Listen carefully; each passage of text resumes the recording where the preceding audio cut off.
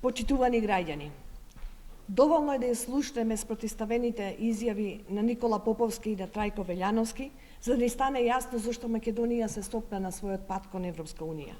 Еве ги тие изјави. Прво, Трајко Велјановски тврдеше дека отсуството на опозицијата од собранието нема да влијае на одлуката за препораката и дека препораката е зачувана. Сега Никола Поповски пак не плаши дека препораката е губиме. Кој кого го лаже? На клучна тема, како што е еднината и развојот на Република Македонија, власта си тера ситна политика. Слушајќи ги ваквите изјави, граѓаните ќе помислат дека во Република Македонија има две влади и две министерства за надворешни работи, сите раководени од ВМРО ДПМН, и тие за жал воопшто не комуницират меѓу себе. За можноста Македонија да ја изгуби препораката, Никола Груевски прстот треба да го впери кон себе.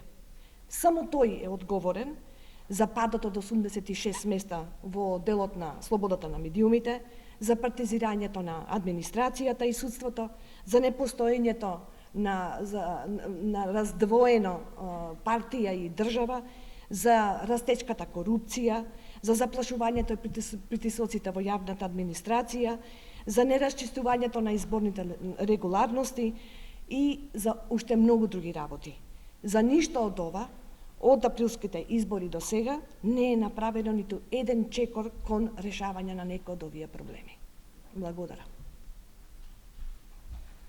Дали сумнивате дека доколку Македонија загуби препораката, тоа ќе биде солидна шлаканица за власта?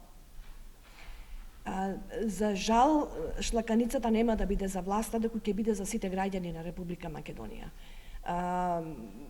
И тоа ќе биде најмалата трагедија што власта ќе биде таа која што ќе биде ставена на тапет.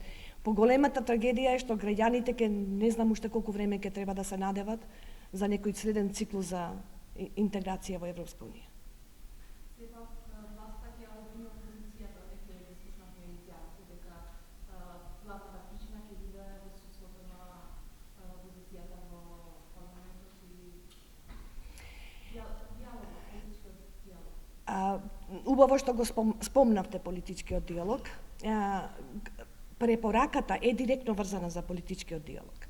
Меѓутоа, за жал, и власта и овде, значи, кој се учеше на час по Европска Унија што е политички диалог, изгледа повторно избегало часови.